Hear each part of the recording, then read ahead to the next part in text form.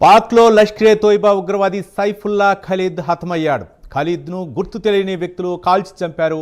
పాక్ సింధ్ ప్రావిన్స్లో సైఫుల్లా ఖలీద్పై కాల్పులు జరిపారు. నాగపూర్, రాంపూర్, బెంగళూరు దాడుల్లో ఖలీద్ హస్తం ఉంది.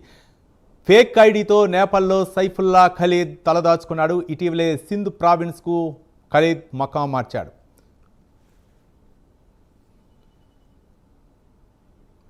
రైట్, దీనిపై మరిన్ని వివరాలు మా నేషనల్ బ్యూరో చీఫ్ కళ అందిస్తారు. కళ,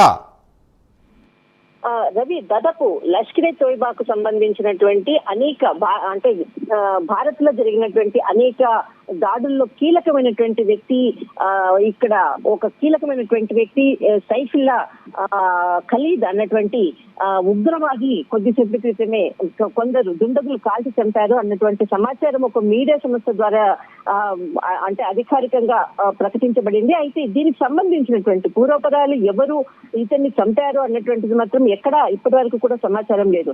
అయితే ఏదైతే ఈ సైఫుల్లా ఖలీద్ అన్నటువంటి వ్యక్తి దాదాపు లష్కరే తోయిబాకు సంబంధించినటువంటి ఏదైతే ఉగ్రదాడుల్లో చాలా కీలకమైనటువంటి వ్యక్తి, దాదాపు కొన్ని సంవత్సరాల నుంచి కూడా ఏదైతే లష్కరే తోయిబాకు సంబంధించినటువంటి నిధుల సేకరణలో చాలా కీలకంగా వ్యవహరిస్తున్నాడు సైఫుల్లా ఖలీద్. అంతేకాకుండా మనకు ఇక్కడ భారత్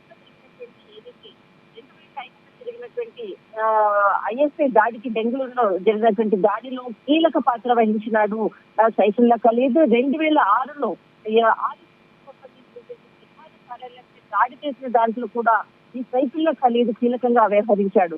2008లో రాష్ట్రంలోని సిఆర్పిఎఫ్ క్యాంప్ పై జరిగినటువంటి దాడిలో ప్రధాన దాడుల్లో ఖలీద్ కీలక పాత్ర వహించాడు.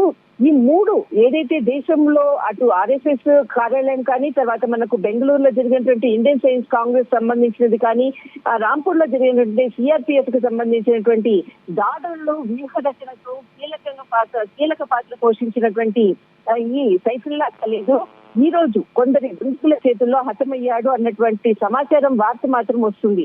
అయితే ఎందుకు ఇలా అంటే ఎవరు చంపారు ఏంటి అన్నది మాత్రం ఇప్పటి వరకు కూడా కరెక్ట్ అయినటువంటి సమాధానం లేదు.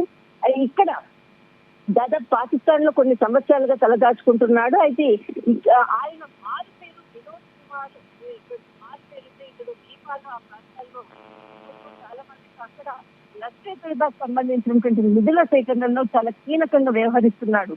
అయితే ఇతడు చాలా అంటే ముఖ్యంగా అంటే ఎన్నిటికి సంబంధించినటువంటి సైఫుల్లా ఖలీద్ దాదాపు ఇక్కడ సింధ్ ప్రావిన్స్ లో చాలా కీలకమైనటువంటి శిబిరాల్లో ఎప్పటికప్పుడు కూడా కొంతమందికి కూడా ట్రైనింగ్ ఇచ్చేటటువంటి దాంట్లో కూడా చాలా కీలకంగా వ్యవహరిస్తున్నాడు. కానీ ఈ రోజు అతడు కొంతమంది దుండగులు అంటే హతమార్చారు అన్నటువంటి విషయం మాత్రం తెలుస్తుంది. అయితే ఇతడు ఏదైతే మనకు దాదాపు ఒక వారం రోజుల క్రితం జరిగినటువంటి సోఫియానా కి సంబంధించినటువంటి అనుకోవచ్చు, తర్వాత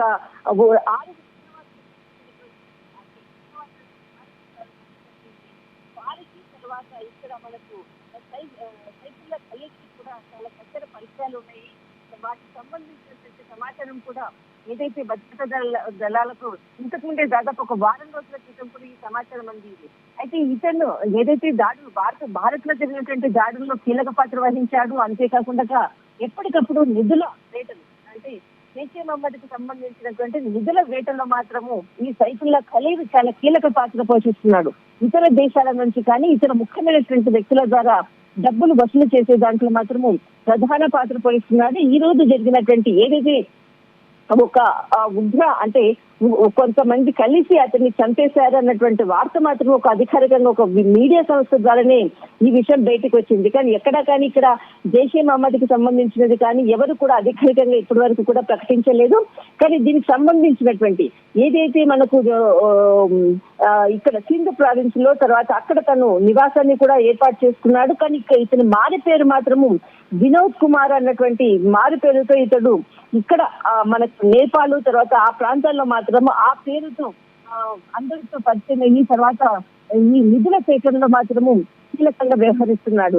అతడు తన వివాహం చేసుకుని అక్కడే ఏదైతే మనకి నేపాల్లోనే తన కుటుంబాన్ని ఉంచాడు. తర్వాత ఇక్కడ సింధ్ ప్రావిన్స్ కూడా అక్కడ మరి అక్కడి నుంచి కూడా తన ఫ్యామిలీని కూడా ఏదైతే మనకు పిఓకే బార్డర్ లో ఉన్నటువంటి ప్రాంతానికి సింధ్ ప్రావిన్స్ లో కూడా ఆ ప్రాంతానికి కూడా తరలి వెళ్ళినట్లు తెలుస్తుంది. అయితే దీనికి సంబంధించినటువంటి మాత్రం ఇప్పటి వరకు జైషే మహమ్మద్ కి సంబంధించినటువంటి ఎల్ఈటీకి సంబంధించినటువంటి సభ్యులు ఎవరు దీన్ని అంటే ఈ హత్య గావింపబడ్డాడు అన్నటువంటి విషయాన్ని ఎక్కడ కూడా ఇప్పటి వరకు ప్రకటించలేదు రవి.